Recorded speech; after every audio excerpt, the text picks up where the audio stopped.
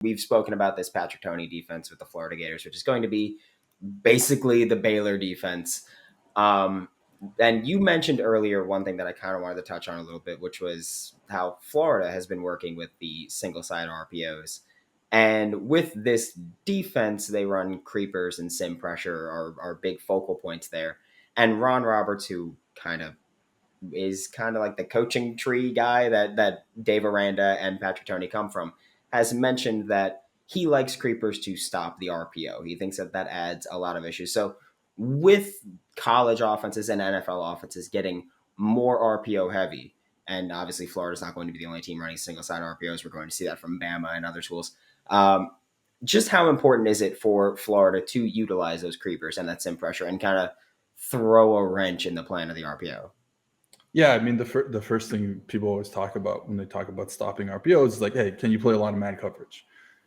Great. Like, you play man coverage, it's all good. Everyone's manned up. And if you win your one-on-ones on the outside, you stop a throw, right? That's it. But yeah, the next thing a lot of people are talking about, like you said, and I think it's very interesting, is these creepers and simulated pressures where you're dropping people off into windows where quarterbacks thought there was going to be, where they thought there was going to be a window. So you blitz your will, and your thought is that if the will blitzes or the will vacates that space in whatever way, then I throw the RPO, the slant, to the X receiver or whatever. But now you have a defensive end, you have a defensive tackle even dropping into that space, and either you're getting a hand in the throwing lane if the quarterback throws it, or the quarterback is now sees that player, sees color, and tucks the ball.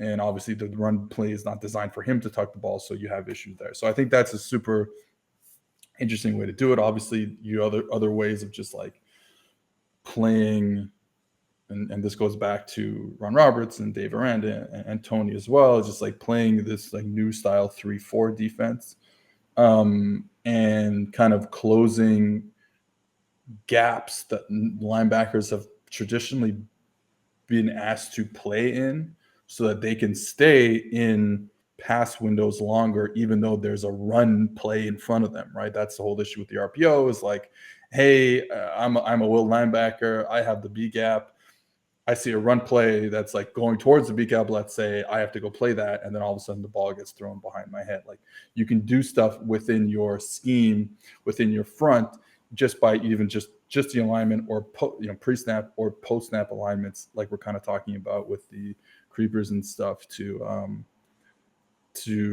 close the window post-snap, to just get quarterbacks different looks. I think you're also going to see, I was looking at this stat before, you'll probably see a lot more man coverage. I think that's just what happens when guys go to the SEC, is they say, oh, look at all these elite corners I got here. Let's play some more man coverage. So I think you will see that. And again, that's a way to deal with RPOs if you can win those man coverage reps.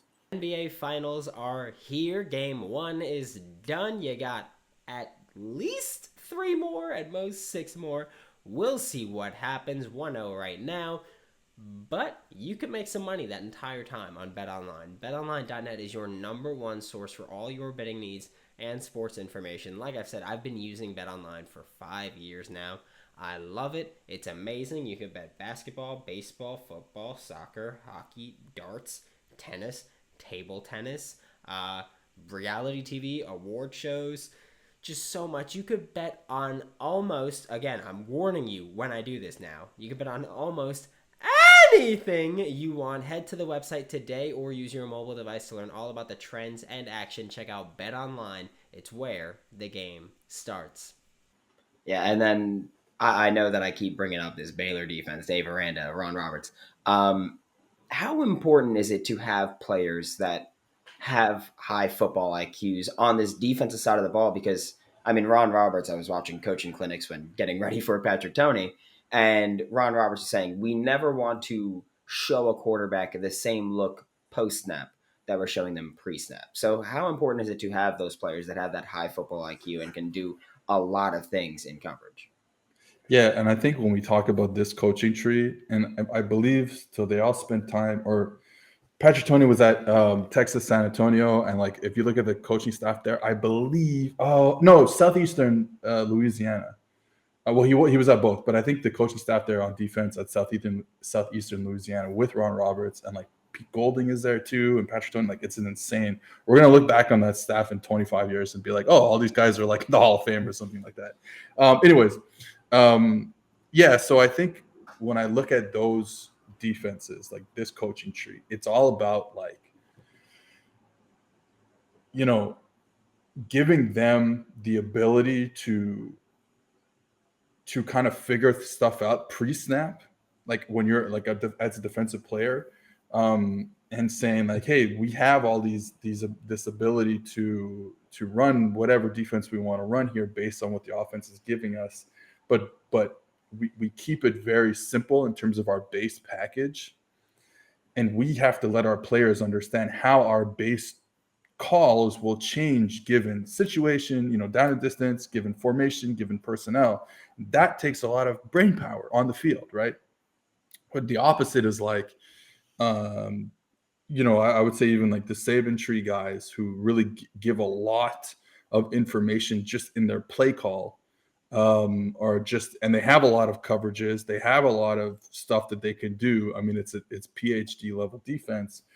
So you're trying your best to, as the play caller, get it right, because we have so much stuff that can stop whatever we like the specific things we're seeing. Whereas this coaching tree is very, hey, we don't have a big base. However, we're going to teach our players the best we can to understand how we play certain formations and how our base changes based on those type of things. So it's two completely different things. I like both systems have their merit, but I think this system is very interesting in terms of, like you said, getting highly intelligent football players to understand their roles. Yeah, it's one of those things that I like, because I like thinking of, you can't always overpower people, you can't always outrun people, but if you work hard enough, like you can outsmart pretty much everybody, and that's kind of what we're doing while adding those Florida athletes to this defense. So it's something that I'm very, very excited to see this season. But thank you so much, Seth, for joining the show, and of course, I cannot tell you how many times we've talked about PFF's numbers on this show, and how Florida had one of the worst run blocking grades, but one of the highest running grades. And it's like, yeah, the O-line kind of sucked last year. Yeah. Well, I would say, like, who had a really good run blocking grade last year? Louisiana Raging Cajuns. So hopefully you're getting that, the Rob Sale, offensive coordinator, O-line coach, you're hoping you can get some that's going to take you pretty far, right? If you could block it up, pass pro run blocking. Yeah, I cannot wait. No, Cyrus Torrance had an insane run blocking grade too. So Yeah. I'm glad he's in Gainesville. Thank you, Seth. We'll have you back on the show at some point, I'm sure. Make sure to catch him at PFF_Seth on Twitter and with Pro Football Focus. Thank you.